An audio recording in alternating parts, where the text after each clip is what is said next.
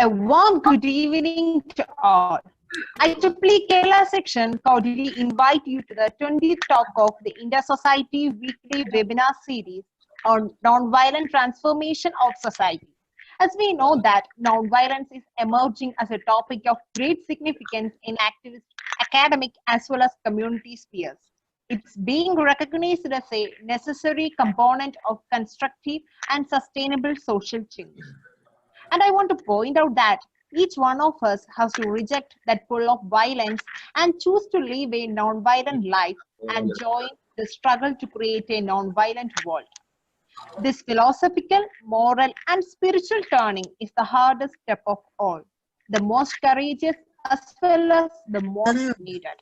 As more and more of us choose active, creative non-violence as a way of life, we have a chance of creating a more non-violent world. Yes, it's a time to begin our session. In order to welcome you all, I invite Professor Nandan S. representing Intersociety Trivandrum Chapter. Sir, please. Good day all. Myself Nandan S., the Secretary of Intersociety India Trivandrum Chapter. Welcome to the 20th talk of the Intersociety weekly webinar series jointly organized by IEEE Kerala section, the Institution of Engineers Kerala State Center, Computer Society of India Trivandrum Chapter, Project Management Institute Kerala Chapter, Internet Society Trivandrum Chapter, Vakkom Moulavi Foundation Trust Trivandrum, and IEEE Engineering in Medicine and Biology Kerala Chapter. It's indeed a pleasure moment for me to be here to welcome all of you to the 20th talk of the Intersociety weekly webinar series on non-violent transformation of society. So let me start with quoting a very famous message given by the most respected Mahatma Gandhi, father of our nation. Non-violence is a weapon of the strong. Yes, today's topic is of great significance these days. As we know very well that the ultimate way to solve human problems is with non-violence. So today, to speak about the non-violent transformation of society, we have with us Dr. P.V.Rajagopal, who is a Gandhian activist, former vice chairman of the Gandhi Peace Foundation, and the president of Ekta Parishad. On behalf of all the organizing societies, professional bodies, and on behalf of all the participants here, I would like to extend a very hearty welcome to the most respected chief guest of the day, Dr. P.V.Rajagopal, sir. Welcome, sir. I'm also happy to welcome Jill Kerr-Harris, a Canadian fellow social activist and spouse of Dr. P.V.Rajagopal. Welcome, madam. Thank you very much. Jai Jagat. I would also like to welcome Mr. Harindra Leji, the chair of Inter-Society Activities Committee of IEEE Kerala section, who is the backbone of this webinar series. Welcome, Harindra, sir. Welcome to the session. Thank you, Nandan. I'm so happy and delighted to welcome our most respected and one of the senior most members of IEEE Kerala section and backbone of Vakkom Moulavi Foundation Trust, none other than Mr. Suhair AK. Welcome, Suhair, sir, to this function. Welcome, sir. Thank you, Nandan. I would also like to welcome our senior most member, our mentor, Professor V.K. Damodaran, sir, to this session. Welcome, Damodaran, sir. Thank you, Nandan.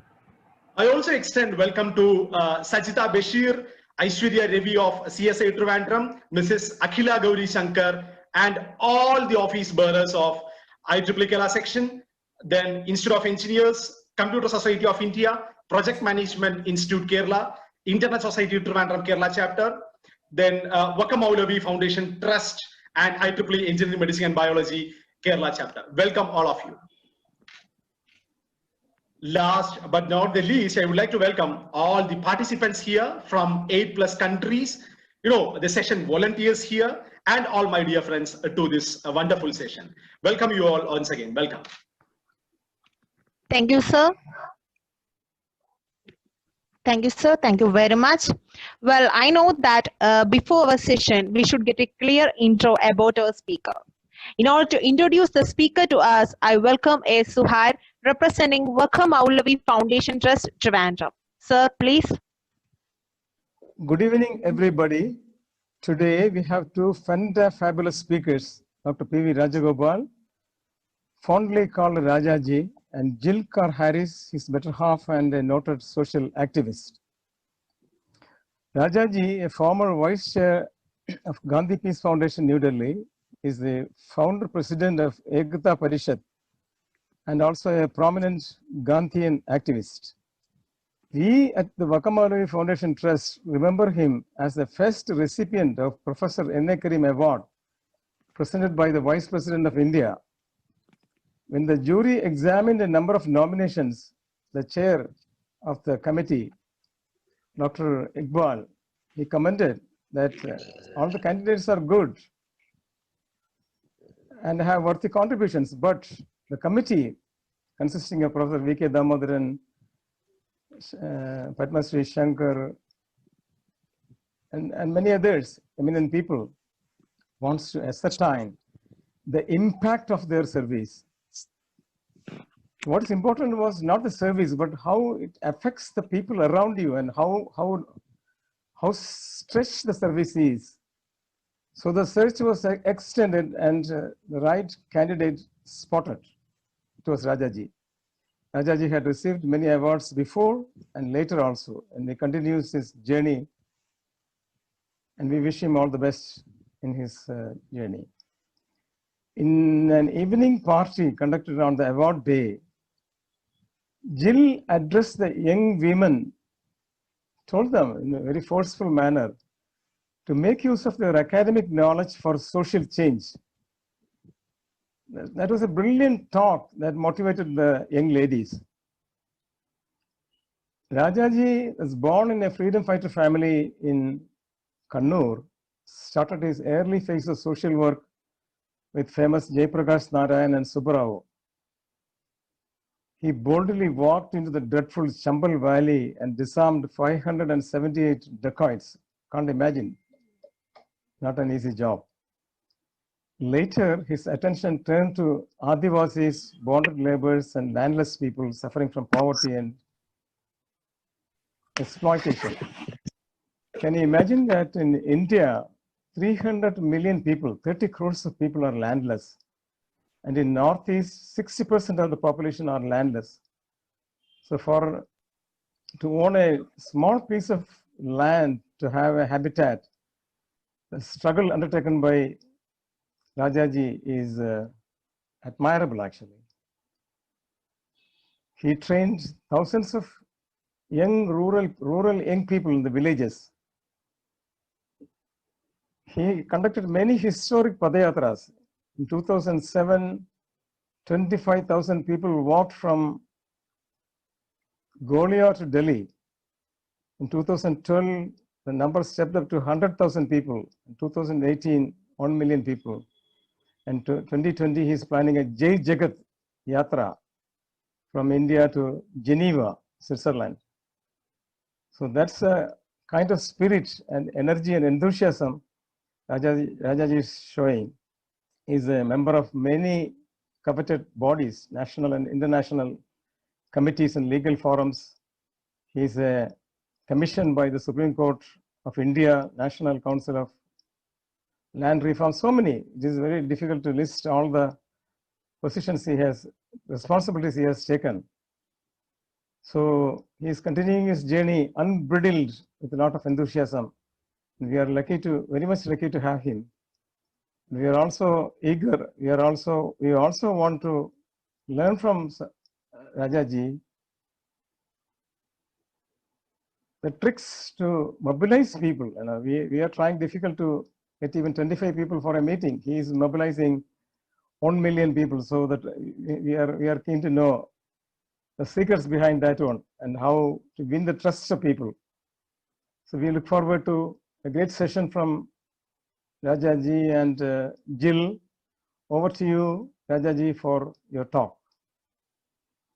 Thank you very much. Okay, you're on, and your photos.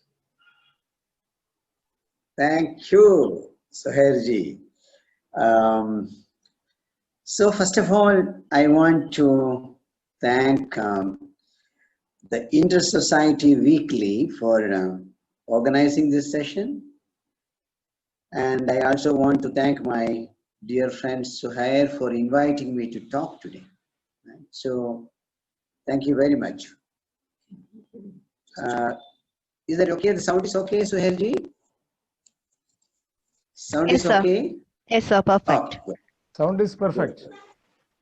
All right. So I'm going to begin, and then Jill will follow. And from the program, I am also happy to notice that Ashish will be speaking next week. Wonderful. So you have very interesting, very committed people who are going to speak to the audience. So the subject for today is nonviolent transformational society. So let us underline the word nonviolence and transformation of the society, right? So what does it mean? It means transforming the society by using nonviolence as a method, of course, but creating a society based on nonviolent values. Otherwise, it is not useful. If you only use a method to transform the society, and then the society that you create is not based on the values of nonviolence, then this is not going to be of much use, because you are only using a method to transform from a difficult situation to a good situation. But then the good situation will not last too long, because the values are not the values of non-violence. That's the problem. So that's where Gandhi, reference to Gandhi is very important, because Gandhi used non-violent method in his struggle against the British.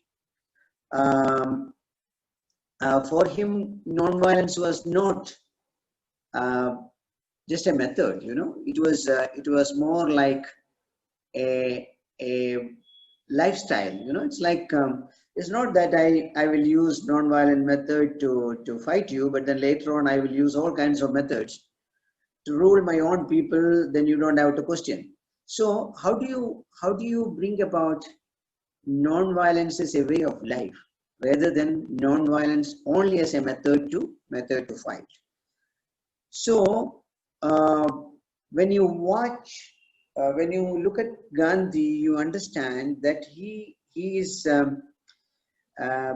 is taking from the nature what is necessary. You know, it's like living on minimum. You know, it's not an exploitative lifestyle.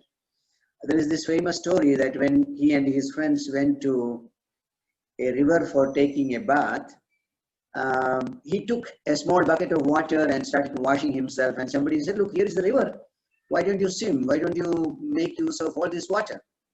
He said, "No, for Gandhi there is only one bucket, because there are millions of people who need water." So this understanding that you should only take what is your need, or what you can take from the nature, considering that there are many more people in the world, and this nature is not only for you, is a great understanding of Gandhi, and we are losing sight of that.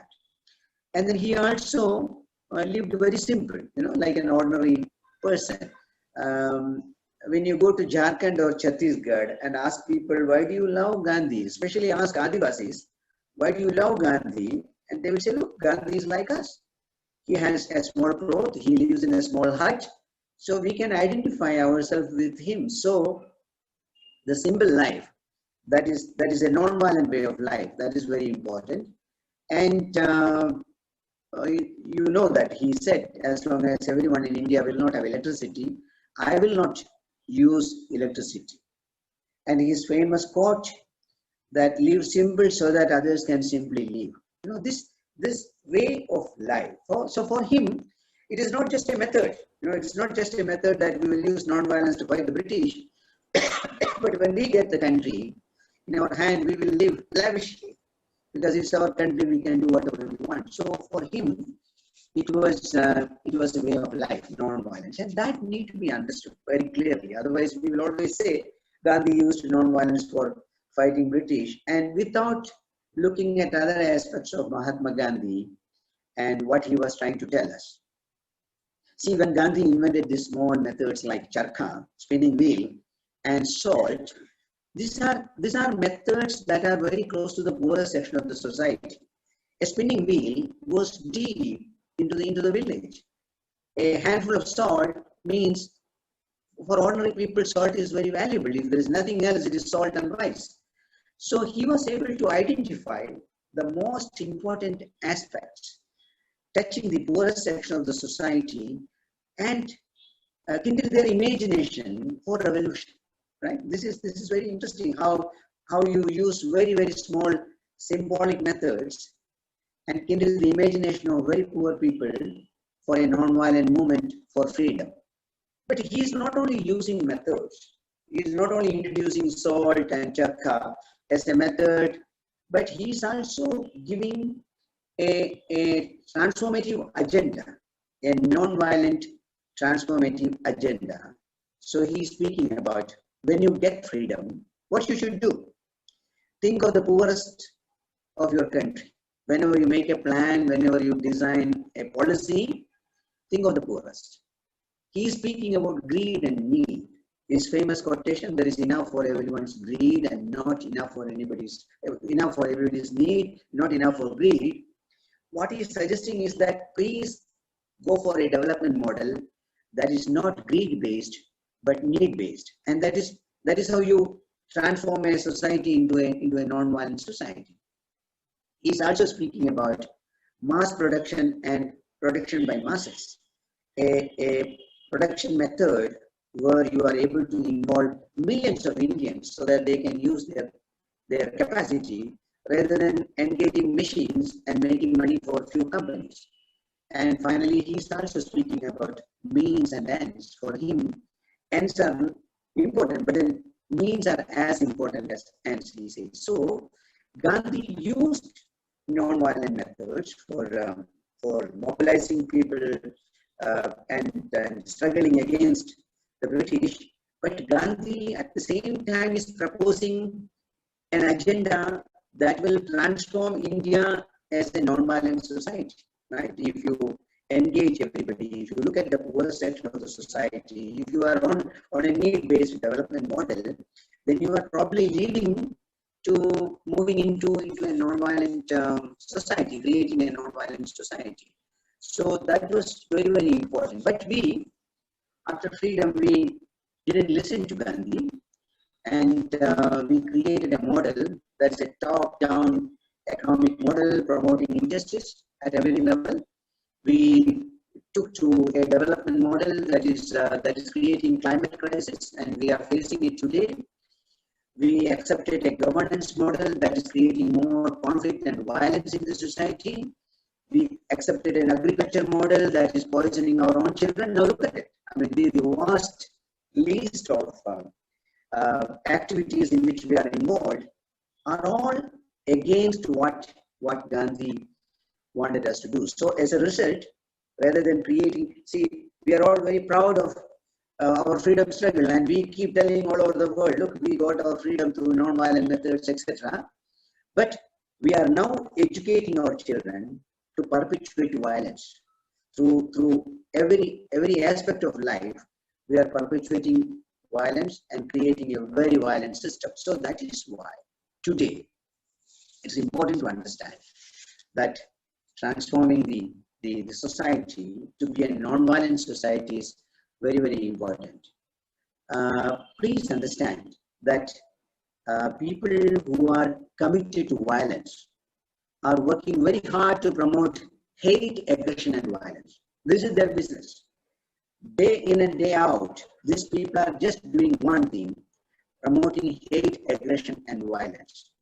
And we who believe in a non-violent society, non-violent way of life, are nowhere near to our commitment is nowhere near to contain that process. So there is a huge gap of people committed to crime and violence, working very hard, and people who are committed to non-violence and a non-violent society are going very slow. See, people who believe in violence have a lot of backup system. They have a toy industry producing toys for children, and they learn from day one how to use a gun. And these are the popular toys. They have a film industry where the villain and the hero will come out with gun in hand, and the audience will clap when they shoot. They have a industry that is producing song that will basically whip up your nationalism, and then see all your neighbors are your enemies, and you need to really use violence against these people. And they also get your classrooms and create a vocabulary for our children, where they believe using power is the right way to do. They introduce drugs. They introduce all forms of violence. It's like what we should understand. The people who are committed to violence are transforming the society according to their dream. They need hate, they need conflict, they need violence, and you can see it all around in every country. Because I know there are audience from other countries also. This is not for India. We have let our children into the hands of these people who promote violence, hate, and aggression. So this is time for us to seriously see that we want to transform our society as a non-violent society. This is not just a subject for a webinar, but this is something very important today that can our children be in systems where they learn violence, where they learn corruption, where they learn disrespect for others, and perpetuate those values. United States is a great example of when you read in the newspaper that almost every week shooting in the classrooms. Children come with their gun, small arms, and when they disagree, they start shooting. So many children are killed or dead through this process. Now, when Obama stood for election for the first time, you remember that he said, "Look, if I become the president of United States, I will bring an act called Small Arms Control Act." And he stayed in the office for 8 years, but he was not able to bring about this act called Small Arms Control Act. This is a clear indication that the arms lobbies are much bigger, much stronger than the president of India. So, United States, President of the United States. So we need to really seriously look into it and see how to contain these forces. See, for some time, Jill and I, we were into speaking about a non-violence lens. It's like the general lens, the environmental lens. So we went around the world talking to leaders, saying that, look, why don't you introduce a non-violence lens in your planning process? So right away you can go look through and understand whether the projects and programs that you are going to undertake are going to create a peaceful society or a society with full of violence and conflict.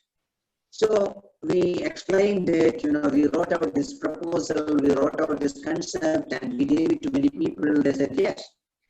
But we didn't go very far because we wanted them to know that when you introduce, when you ask the company to come and start coal mining, please see whether this coal mining will create more conflict and violence or peace. Whether it is road widening or dam construction, you should use this lens to look through.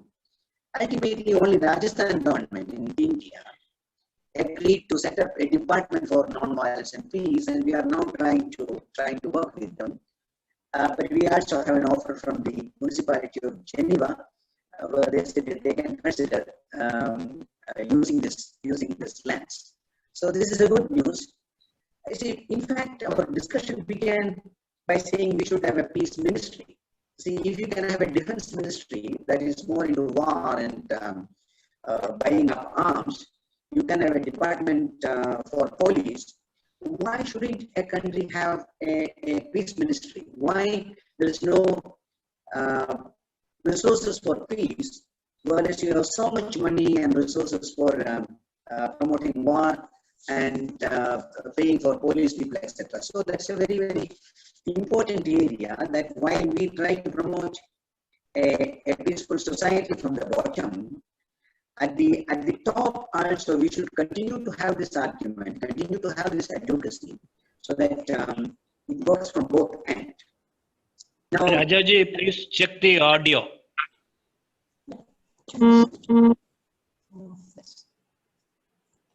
Your audio is not good. Okay. it's okay now. Now it's okay. It's okay, and I was okay up till now, or Now it's the okay. last part was not clear. No, it's okay. Not clear. So I was trying to Say that say, your picture might- Now it is okay, Yeah, but so now little before it was not How- okay.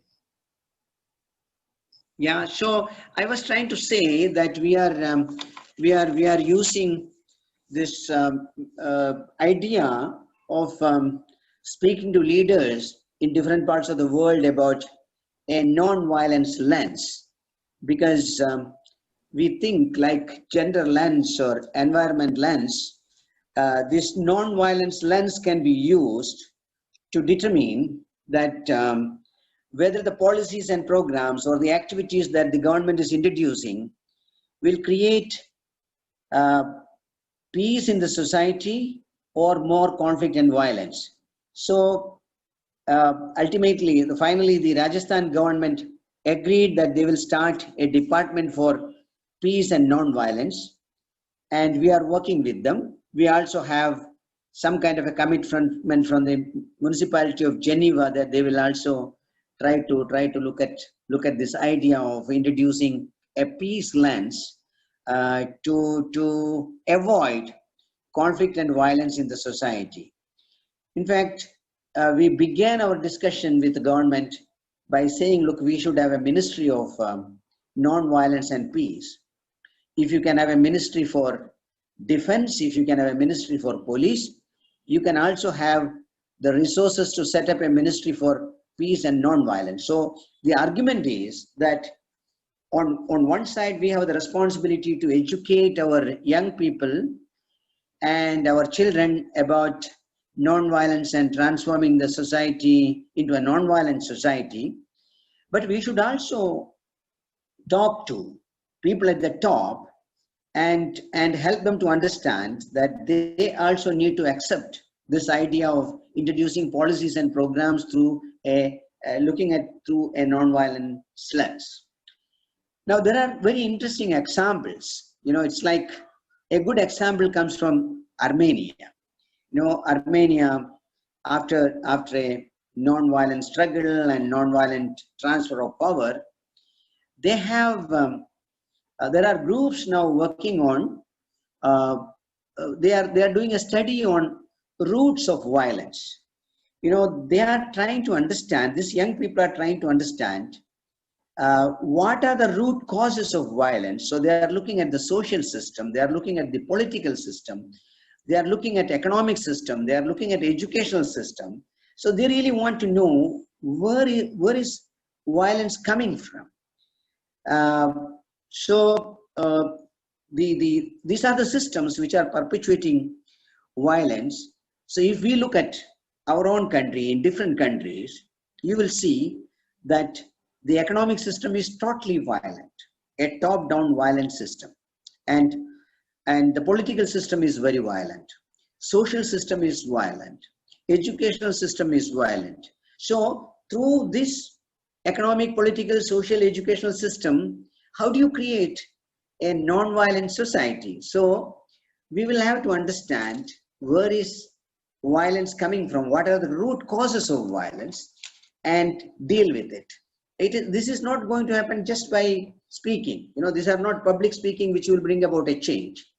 The change will come when we look at the root causes of violence and try to address each one of them, the economy and all other areas. Now in Belgium, we were invited to a university where we were working with young people to see education and non-violence. Because we know these are these educated young people who will go out into society, and if they understand that each subject they learn need to be connected to non-violence. Otherwise, it is going to create problem for the society. If the young person doesn't know, there is also a non-violent economy. That economy need not be an aggressive, cutthroat business, but there is also a non-violent economy. Or he or she knows that development need not be at the cost of displacing millions of people. There is also a non-violent way of development by making it participatory. If they know media need not be so sensational and promoting violence, there's also a non-violent media possibility, or a non-violent agriculture without poisoning the food, etc., etc. So, application of non-violence, that is what it's called. You know, this is like, if young people know that as an educated,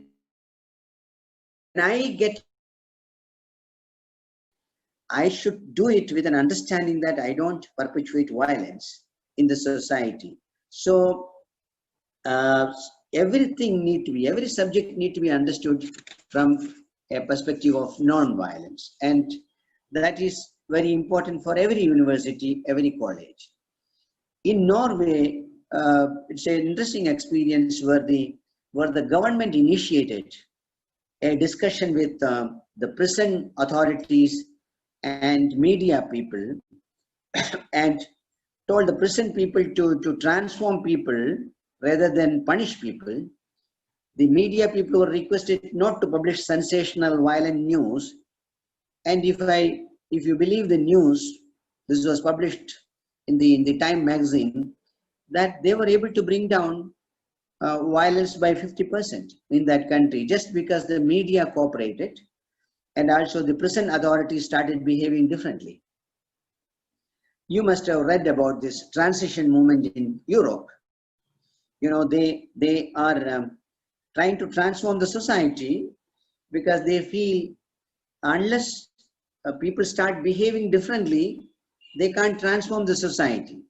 So people are now back to bicycle, people are into sharing car, people are into organic farming, people are into ethical banking. So there is a huge behavioral shift among the people and also in communities, so that rather than an aggressive, cutthroat economic process, how do we change our behavior so that the society can be transformed into a non-violent society? So this is not a magic, you know. It's like when I say transforming the society into a non-violent society, kindly don't misunderstand it as a magic. It is hard work. And we need to commit for this hard work, and this hard work at the thought level, thinking level, at the planning level, at the implementation level. So there are many, many people who need to be involved if we really want to make our society, convert our society into a non-violent society. Otherwise, we will continue to live in a very violent society, creating so much violence that ordinary people will find it very, very difficult to live in this society. So, why I argue this? Why I speak about this? Because a non-violent transformation will last long. A violent transformation will not. Because in non-violent transformation, there are no losers. You know, what do you lose? In fact, you know, everybody is gaining. In a transformation where many people are losing and some are gaining, there will be, of course, a lot of conflict and violence. And non-violence lifestyle can answer the challenge of climate crisis. And this is a winning proposition, that by a violent lifestyle, if you are destroying the planet, through a non-violent lifestyle, if you can take care of this challenge that we are process. A non-violent development model will reduce conflict and violence in the society. If you travel through countries like India, you will understand most of the conflict and violences are in areas from where resources are taken from the poor people. Their land, forest and water are taken for multinational, national companies. So the conflict and violence will come down in a big way if we introduce a non-violent development model. A non-violent governance model will provide more justice to to the poor people and needy people. So transforming the society through non-violence and also transforming the society to be a non-violent society is going to benefit everyone. So, but what is the problem? The problem is because as we are a victim of this particular model in which we live today, we accept that there is no other possibility. You see, we are conditioned. We are conditioned to believe that this is the only way and this is the only model available. So what is missing is imagination. See, important is to imagine a different possibility. You know, like many people say, another world is possible. So this, even to imagine that another world is possible where everybody can get justice, everybody can get bread, this is something difficult for people to believe. So we need to make people believe. Gandhi could imagine. Gandhi could imagine, okay, through non-violence we can get freedom. Martin Luther King could imagine. Nelson Mandela could imagine. And even a small country like Bhutan could imagine. You know, that when everybody is rushing for one set of profit-centric development model, we will go for a happiness-centered model of development. So finally, I want to say, before I invite Jill to speak, see, COVID-19 is asking us to wake up. There is no better challenge than what we are facing today. COVID-19 is asking us to wake up and get out of this violent model, because this model has no future. Everybody is accepting that this model has no future. So when we know that clearly, even if we don't listen to Gandhi and Nelson Mandela and Martin Luther King, COVID has come and asking us to wake up. So this model has no future. So imagine a new way of life, a non-violent way of life, and non-violence, people to people non-violence, people to nature non-violence. So I strongly believe that we have gone a long way in the wrong direction, but even now, this is not too late to correct. So if we really imagine this possibility of transforming into a non-violent society, using non-violent method in moving into a non-violent society, that should be possible. So I will end with that and will invite Jill to take it from there. Thank you. Thank you very much. Hi, Jagat. Can people, Let them say something. can you hear me? Yes, ma'am. Yes. No problem, huh? No problem. It's okay. Thank you. Thank you for organizing this seminar. I think this subject of nonviolent transformation of society is so important at this moment in time. The area that I just want to touch on, because I think Rajagopal has given a very wide view of what this may look like, is I'm very interested in the whole area of education. And how do we bring nonviolent methods to teachers, to students, to young people, and also to adults in non-formal and adult education. And I just wanted to add this because we had been involved in a Jai Jagat campaign to work on bringing greater awareness of nonviolence for many years, and it continues. But what we found were some very interesting developments, which I just want to share a few with you. We were planning to walk from New Delhi to Geneva, and in fact, we walked 6 months and got to Armenia before the COVID crisis. So we had to turn back. But what we did by way of preparation is we had visited schools and teachers all along the route of those 10, 11 countries. And one of the worst example of violence, you would be surprised to know, was in Switzerland, one of the wealthiest societies in the world, in one of the wealthiest areas of Switzerland, outside of Geneva.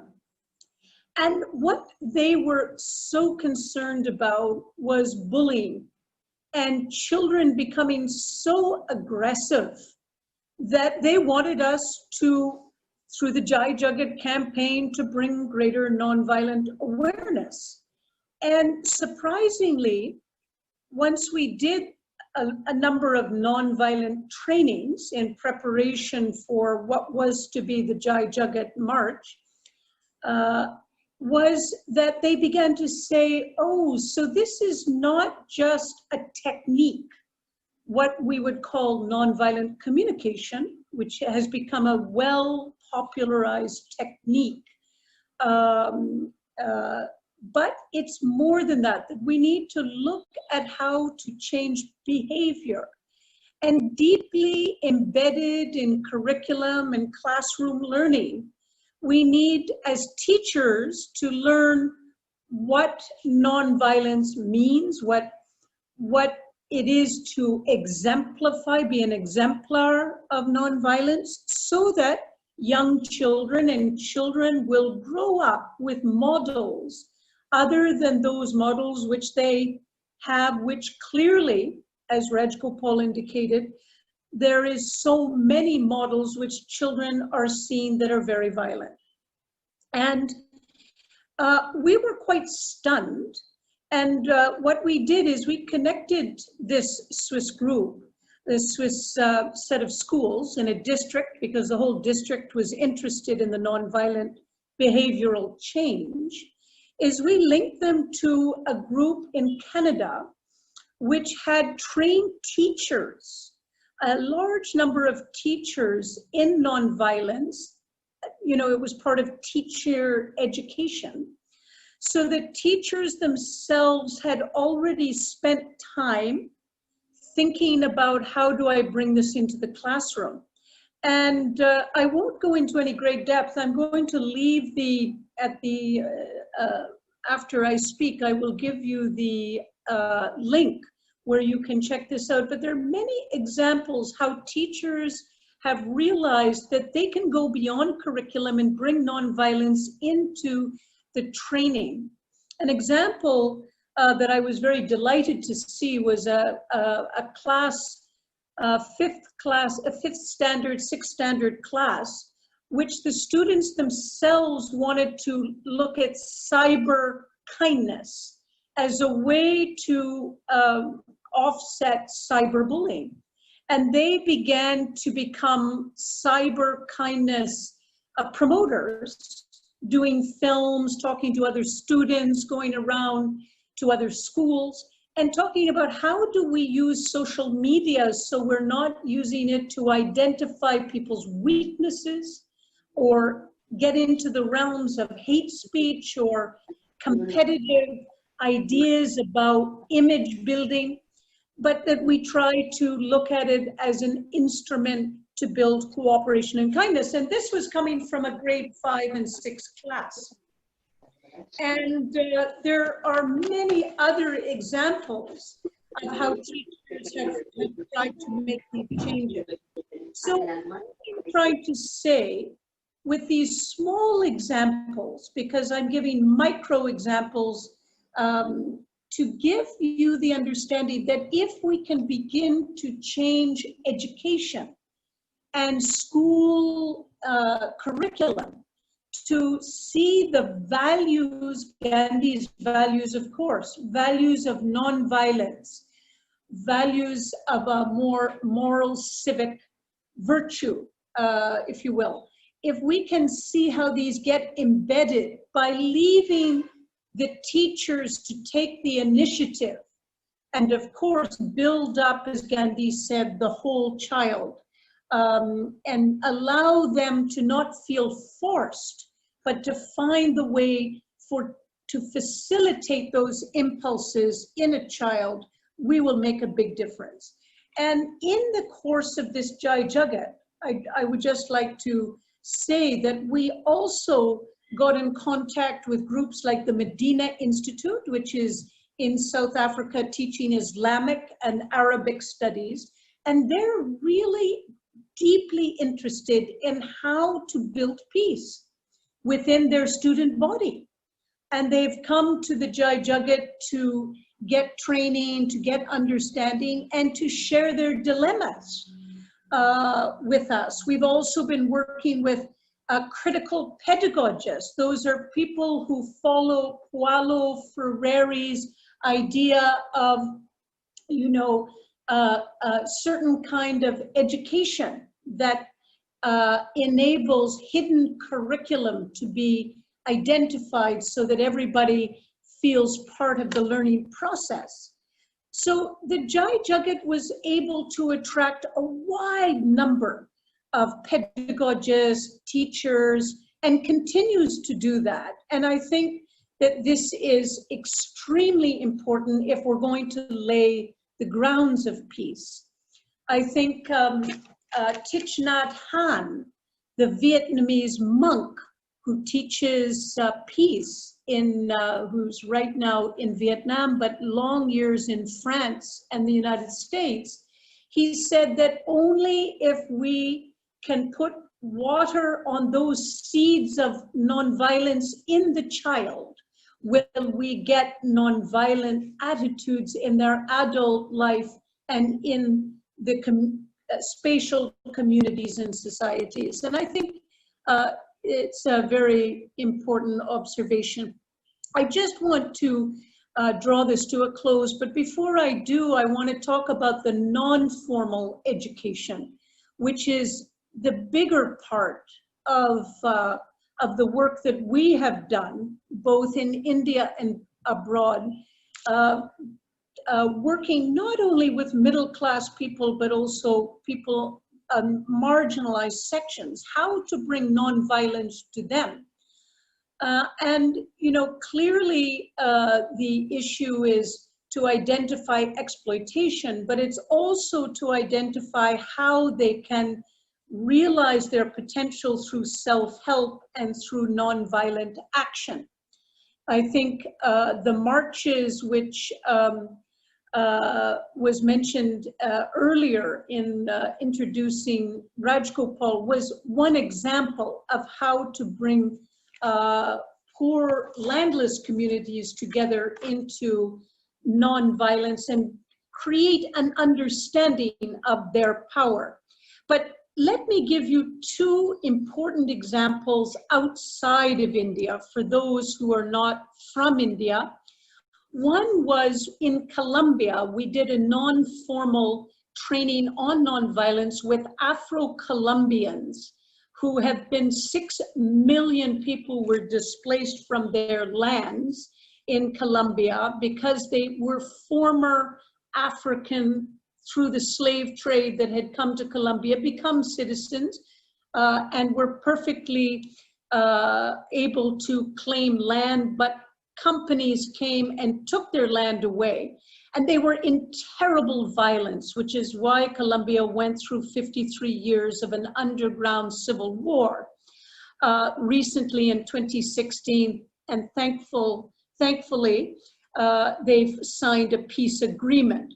But what was clear for us when we went at the time of the negotiation of the peace agreement and trained people in nonviolence was to see how, for these Afro-Colombian friends, nonviolence made perfect sense because they were needing the techniques and ways of training their young people in dealing with groups, both statal, violent groups of the state, as well as violent groups of others, narco trafficking groups.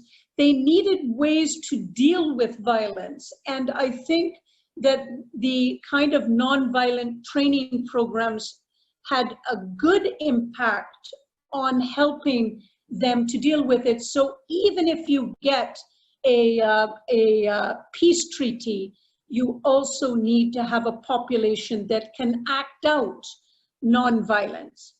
And the final example that I would like to give, because I know time is short, is we were with Indigenous women in Canada, helping in a training in a complete remote forest area of what was Manitoba, a central state in Canada. And the women and daughters were meeting to understand women's leadership. And what was so clear by their inviting us to give some ideas of nonviolence and Gandhian's nonviolence and what does it mean, is they were trying to change the violent relationships of Indigenous people in Canada so that they could get out of the cycle of violence and be different. And I'm very happy to say that one of those women that was trained later participated in the what is known as the water spiriters. These are women that walked around water bodies in Canada trying to show the sacred nature of the water in Canada as we are very rapidly polluting and killing our water resources, not understanding that they are the base of our survival. And these indigenous, various indigenous groups, First Nation women groups in Canada, because of their understanding of nonviolence, took up the leadership of helping Canadians to understand that this is a renewable resource, but can become non-regenerative without the proper care. And this this kind of leadership came because of the deep appreciation for nonviolence and a nonviolent relationship with the earth. So these were some of the examples of non-formal education with very depressed and marginalized groups for people to come and to see the importance of nonviolent transformation, not only for our survival, but for peaceful and human coexistence. So I'm sorry to just leave you at that. There's a lot more to cover, but let us cover that in the question period. I turn it over to you, Sahilji, to lead the questions. And I thank you very much. I turn on the camera now because I know the connection is not good, but I want to thank all of you for listening and sharing. And I hope that we can all work towards understanding more this area of nonviolence. Thank you very much. Thank you, ma'am. Thank you, sir. Such a nice session it was. And society needs people like you, sir. Okay, sir, we have so many questions in our chat box. Let me point out some questions.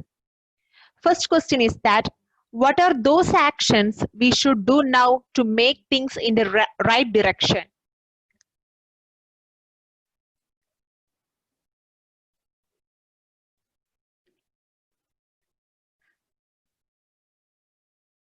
Sir, did you hear that question? Yes. Yes. Yeah, yeah. Okay, okay, sir. And so this is it's an important area because this is related to action. What should we do in order to correct? Because happen at different levels. So what we are doing now is at two levels. One, training young people at the grassroots level. It's like people who are left behind, who are losing their resources, land, forest, water. So this is important for them to understand that they can use a non-violent method to struggle, because we don't want this economic reality to drive them to a situation whereby they decide to use violence against the state. So one immediate thing for every country, whether it is Colombia or Kenya or India or Bangladesh or Nepal, one important thing is to help young people to understand that they can use non-violent method to act against many of these policies and decisions, which Sohailji said that I organized 25,000 people marching to Delhi or 100,000 people marching to Delhi is because we want to scale up non-violence. You know, it can 10 people can act non-violently, but then how do you get 100,000 people to act non-violently? So it need to go through a very important training process so that we don't throw our young people or our people who are already into poverty and suffering into violence. So one important area is that let all of us commit our time and resources and energy to work with people who are left behind, especially after COVID-19. We have seen millions of people walking back. And tell me, walking back to what? You know, their resources are grabbed by multinational, national companies, and they have nothing back home. So the frustration will be very high. And this is the time for us to contain this frustration and see how do we help these people not to sit down quietly and say, look, everything is okay, but to resist non-violently. And this is where we say the understanding of poor people need to change. Now, we very often look at poor people as helpless people, etc. But then we begin with the idea of power of the poor. See, poor people are economically poor, but they are rich in terms of their socio-cultural reality, the spiritual reality. They are very, very strong. So economic poverty can be tackled if you organize the socio-cultural power, the energy of people. And we should also believe in the youth power and bring that with solidarity across the globe. So people who are organized because of poor people, young people, using non-violence, then the solidarity can come around. So we have a big work here in front of us today, that how do we address this problem of huge poverty and suffering at the rural level in every part of the world. The second area is that we need to really speak to the people who are running different countries in the world. You know, it's like they very farmers are protesting. And what is the business of police in between farmers and government? Farmers need a negotiating place where they can speak about their problems. Adivasis are asking for land. Why send police? You know, police is not the answer for all the problems of the world. And our people who are running the state, they believe that we can sit quietly in the office and use the police to deal with all these agitations. So they also need to learn now that they have a different responsibility. They need to come out, they need to talk, they need to understand the problems, etc. So my position will be, especially after COVID-19, huge responsibility in terms of organizing the society to act non-violently and dialogue with the state and actors with the state to be more and more positive in their attitude to people who are suffering and struggling. If we can play this role, I mean, there's a lot of discussion about mediation, that, you know, somebody need to mediate this two processes. You know, the poor people demanding for land and livelihood resources, and people who are making policies giving all the resources to multinational national companies. So somebody need to now mediate, whether they are in India or in Bangladesh or in Kenya or Brazil.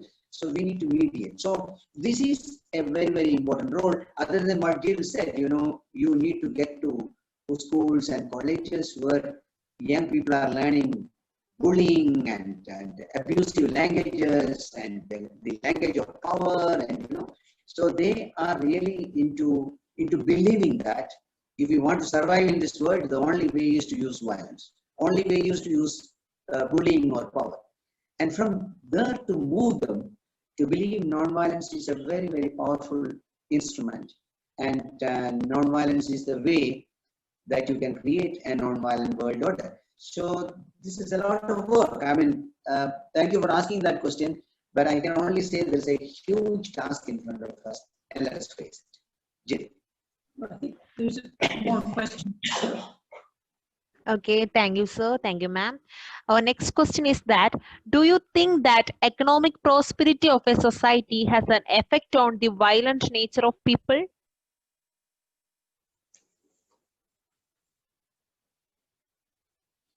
Yeah, economic prosperity, like Gandhi said, means and ends. So how do you bring about this prosperity? If the prosperity is for all, it's good. But if you have seen the latest report, where it says 1% of the people are controlling 58 to 60% of the world's resources or wealth, is not a distribution of resources or opportunities. So this is happening in every country. So how do you guarantee that prosperity or happiness for all? Otherwise, this prosperity, this kind of prosperity for some, and poverty and suffering for millions, will only lead to conflict and violence, because people will wait for some time, and if they don't get justice, you see, recently the head of the Department of Indian Studies in the University of Pennsylvania was in India, and then in an interview he says, look, these are all okay. You have new planning commission, you have now new women's commission, you have a commission for child, etc. These are all buildings. You know, you can have big board and big buildings and big collectorate and big police stations, but buildings are not going to provide justice. Justice will come from people who occupy the power in that office, and if they are not ready to provide justice, then the people are going to get disappointed and violence is going to come. So institution building and colleges and schools producing millions of educated people and prosperity, this is not going to answer the question. The question is, how is the prosperity distributed among population, how opportunities are divided among the population, and how sensitive people are who are occupying the seat of power in terms of delivery of justice. So this is very, very important that we look at economic prosperity from that angle. Yeah. I think also, if I could just add one point, that Gandhi and, we're also seeing this in many ways today, is this notion of trusteeship, is for people who have become prosperous and affluent to be able to use their wealth in a way, not for them to give all of their wealth away, but to understand that their greater society as well, and that they are a trustee of money and property, and they need to see other people's interest and not just their own. And we have really come far away from this notion of trusteeship. We still have trusts, as Vakkom Foundation Trust is a trust. So we do have trusts that are acting this out to some extent as organizations. But the attitude of being a trustee and not just setting up corporate social responsibility, because what I'm really talking about is seeing one's wealth as for the greater good. And to the other thing, in making money, to make sure that you're not doing it in a way that is injuring others. One has to be conscious of both making money and the use of holding money in trust for others. I think this notion of Gandhi is something that more and more people are seeing as necessary, that we cannot just depend on the state for redistribution of resources. But we must, as human beings, take that responsibility as well. Okay, thank you, ma'am. Thank you, sir. So we have another question. Can you suggest what we can bring into our daily communicating to students to reinstate the concept of non-violent mode of living?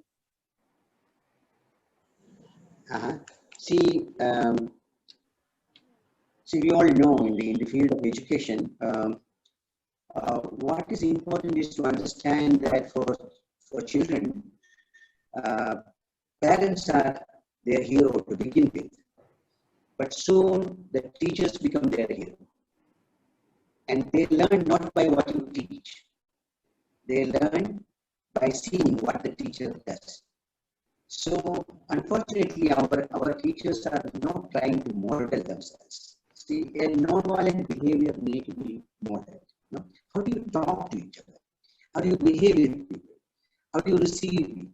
How do you communicate with children? So one important area is our teachers and their capacity to model with an understanding that they are the heroes of a large number of students, and they need to be very, very different. The second thing is to what we say, the community-generated knowledge. You know? Now we believe that knowledge comes from textbooks and classrooms, and Gandhi said to come in, a knowledge that is coming from community is more powerful. You know why shouldn't we learn about our village, our history, rather than only learning from the textbooks? So, and then when you learn from the society, you become more sensitive to the carpenter. When you become more sensitive to the farmer, to the blacksmith, because then you start believing that they have knowledge and they are much more knowledgeable than you are. And then you start respecting poor people and farmers. And the teacher also has the responsibility to bring the farmer and the carpenter to the classroom and introduce them as very important people. So the whole educational system today is not modeling anything. It is just telling people, look, if you have a computer and a laptop and a mobile phone, you are great. And all those guys who are in the village toiling are stupid. So this is not the way to educate. And this educational system has really done great harm to the mindset of people. And when they occupy seats of power, they behave with these poor people in a way as if they are criminals. So the teaching community and schools and colleges have a lot to do. And that is one experience of Armenia, where young people are now looking at roots of violence. And what is the roots of violence? In our own school, where is violence coming from? In our own society, where is violence coming from? So teachers, rather than depending on this textbook-centered education, if they can go to a life-centered education process, then they will see a lot more possibility in life to learn from. I want to say that we just went, as I mentioned earlier, on a Jai Jagat march for 6 months with 50 international people, many of them young. So when you ask, what is the daily learnings that make someone more nonviolent, we found in that 6 months, as we walked 2,500 kilometers through central India, walking from village to village, from town to town, from city to city, that people could really, the young people with us could see what was working, what was not working, by exposure, by learning, by talking to people, by evaluating themselves. And what one of them kept saying over and over again is, you know, especially in the indigenous areas where we were walking, boy, indigenous people have a lot to teach us with their traditional knowledge systems for how to be better with the planet. We better watch what they do in order to get some tips, not so we become like them living in a tribal hutment, but rather learn from them and value their knowledge and value them for who they are. And I think this was an example to say that if you awaken yourself to the society around you, the social, environmental aspects around you, that you will find knowledge and you will see who has the wisdom, and you can learn a lot. And teachers and schools need to provide that opportunity for young people to grow both in terms of their physical, mental, and affective domains, you know, from their heart, their head, and their hand as well. So these kinds of learning processes are very rich in getting an understanding of nonviolence. Okay, thank you. We have so many questions in our chat box, but due to the time limit, we want to wind up our session. But before that, I want to ask a final question. Sir, now our political leaders are saying one thing and they are practicing another. There is no purity in their word, deed, or thought. So what is your opinion about that? Yeah, I think that's a huge question in terms of what you say and what you do. The manifesto says something and people do something else. You know, you make a speech, you do something else, and this political culture has affected us in a very negative way.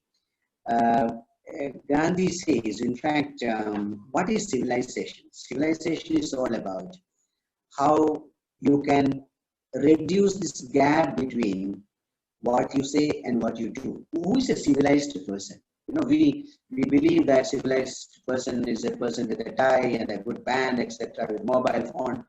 But civilization is all about what you say and what you do. The closeness between these two is civilization. So I think the political culture of this country need to drastically change. And that's the reason why social organizations were set up. To be frank, social organizations came to life because we thought we can model something different, and from our ways and methods, the politicians will learn. Unfortunately, rather than modeling ourselves, we also became an imitation of politicians in our organizations. You know, we also fight for power, we also backbite, we also pull people down. So our behavior didn't give a base for others to learn from. So this is a big challenge, and there are many interesting examples of how political people behave. I will just give you a small example of how impressed I was when I met the former president of Switzerland, Brutus. Ruth, yeah. So, yeah. So, see, I called up and said, Ruth, I would like to come and see you. And she said, no, you don't have to come. I will come and see you. I'm a small social worker from India. She is president of Switzerland. And she comes in a bus with a small bag, no policeman, no bodyguard. She comes only when she arrived. I understood this is Ruth, the former president of Switzerland. We sat and had half an hour discussion, etc. And I asked her that when you are so simple, what is the image that you are trying to convey? And she says, look, Rajagopal, this is the simplicity that people like. And when people watch me, they feel proud of Switzerland. And this is what we want to communicate, that we travel in bus, we are simple, we don't have all this bodyguard. So Gandhiji really wanted to teach us that. You know, when India became free, we thought all the Bapus and officials they were all packing. They knew when Bapu, the father of the nation, is in a hut, how can we live in a big house? But soon the culture changed. So the political culture of this country, not only in terms of speaking and acting, but corruption, the power show, and this is really sickening. So we have a big responsibility to change it. So let us come together to work for changing, because this is not a culture that can be presented to the world at large. I think we're probably running short of time, so I don't want to go over time. What is your sense now? Should we just tie it up?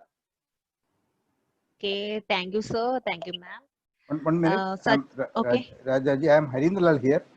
There are a few more questions. We will send to you the questions, and you may send the answers, and we will transmit to the participants. Is it okay? Okay.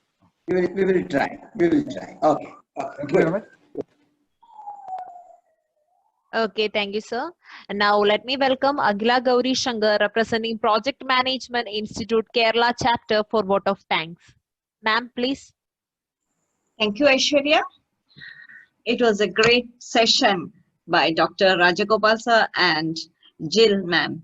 It was really the first Rajagopal sir laid out the basics and made us all really agree that yes, we want a value-based creation of society on non-violence.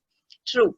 And he also convinced us that it is a lifestyle which can protect environment and governance and development model will benefit everyone. It is really true. And yes, it is never too late, as he said. It's really the change management, as always, is a difficult task. And especially if it is for attitudinal change, you know, it's going to be a real task. Thank you, Jill ma'am, for this Jai Jagat campaign, explaining that how you are catching them young. And yes, it is the seeds that we put in the children, we can get the right output for the next generation. It's very true. Thank you so much for giving us the right path, saying that it is not a method, but it is a technique. True. To exemplify the non-violent model of behavioral change. Yes, thank you so much for giving us the live examples, or the, not examples actually, the live experiments that you are doing to bring in the real change that is required for this world. And there's no word to say thanks. It was really exciting. And thank you so much for highlighting us. Of course, we'll surely love to hear more, but of course, the short of time, we have to move on. And thank you so much from my side, the PMI Kerala chapter, and the chairman, Mr. Harindra Lal, the Intersociety Activities Committee Kerala section, and leaders of the Intersocieties, that is Institution of Engineers, Kerala State Center, Computer Society of India, Trivandrum Chapter, the Internet Society, Trivandrum Chapter, Vakkom Moulavi Foundation Trust, Trivandrum, and IEEE Engineering in Medicine and Biology, Kerala Chapter. I propose the vote of thanks to you both. Thank you so much.